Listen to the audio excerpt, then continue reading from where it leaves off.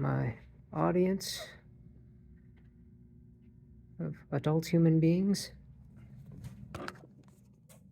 Have you ever felt yourself hiding in a hole? Not like a literal hole, but like a place or time in your life where you've dug yourself down, made yourself comfortable, and you're afraid to leave because you don't know what could happen. I feel like we've all had a situation like this in our lives. I personally have dealt with it for a good portion of my life, and only recently have started taking steps to climb out of that hole, so to say. And I found that there is a huge world out there full of experiences that you can find if you have the courage to look for them.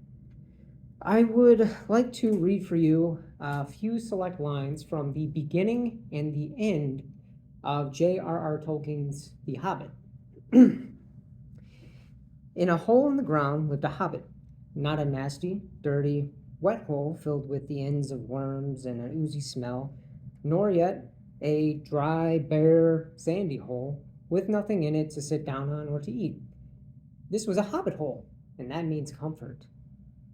This hobbit was a very well-to-do hobbit, and his name was Baggins.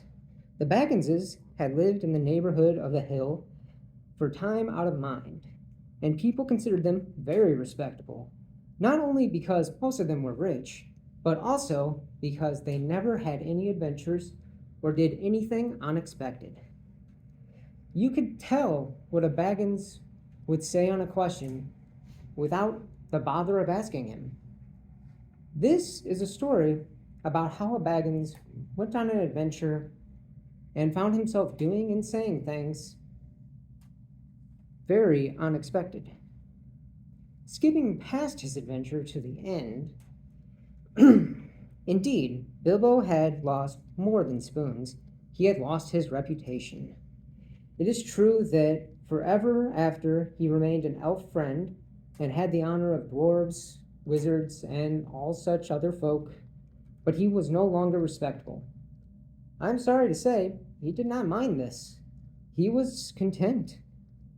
And the sound of the kettle on his hearth was ever after more musical than it had been even in the quiet days before the unexpected party. He took to writing poetry and visiting the elves, and though many shook their heads and put their hands to their foreheads and said, "Poor old Baggins," and though few believed any of his tales, he remained happy to the end of his days, and those were extraordinarily long.